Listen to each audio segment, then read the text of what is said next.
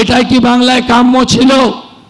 হসপিটালগুলোতে বেহাল অবস্থা, রোগী শুয়ে আছে, তার সঙ্গে কত প্রাণীও শুয়ে আছে যাদের সেখানে থাকার কথা ছিল না। কি অবস্থা করে রেখেছেন হসপিটালগুলো, কি অবস্থা করে রেখেছেন স্বাস্থ্য ভবনে, কি অবস্থা করে রেখেছেন মেডিকেল কলেজে। কেন যোগ্যতমের উদ্বর্তন হবে না? আসুন সবাই মিলে শপথ নিয়ে প্রথমে যদি বেহাল অবস্থার হাল ফেরাতে হয় চিকিৎসা ক্ষেত্রে করতে হবে। যে ভয়ের পরিবেশ ছিল, তার ফলে যে চিকিৎসা আপনারা করতে পারতেন রেফার করে দেওয়ার মানসিকতা তৈরি হয়েছিল। ভারতীয় ন্যায় সংহিতার পরে ডাক্তারবাবুদেরকে সুরক্ষা প্রদান করেছে ভারতীয় ন্যায় সংহিতা, ভারতীয় আইন। ভয় কেটে গেছে, ভরসা এসে গেছে।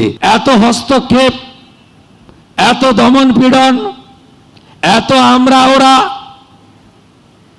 এত অবহেলিত চিকিৎসা ব্যবস্থা, এটা কি কাম্য ছিল?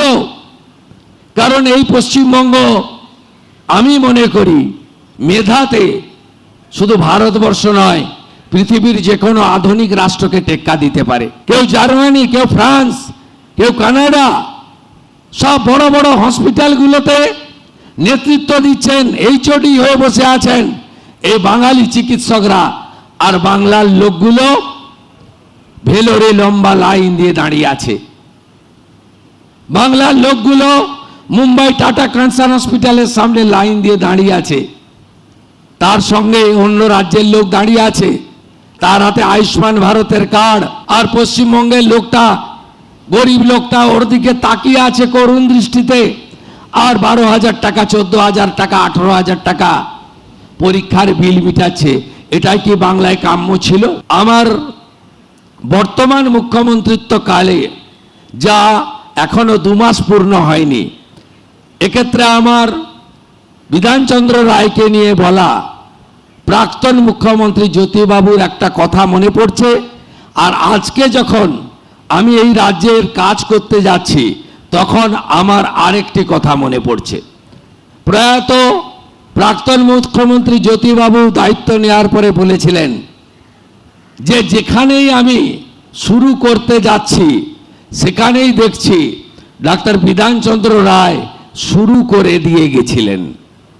যেখানেই আমি শুরু করতে যাচ্ছি সেখানে ডাক্তার বিধানচন্দ্র রায় শুরু করে দিয়ে গেছিলেন। আর আজকের মুখ্যমন্ত্রী অকপটে বলতে পারে যেখানেই আমি হাত দিচ্ছি সেখানেই ধ্বংসলীলা দেখতে পাচ্ছি। এই দুটো ভিন্ন মতের মধ্য দিয়েই আমাকে এগোতে হবে।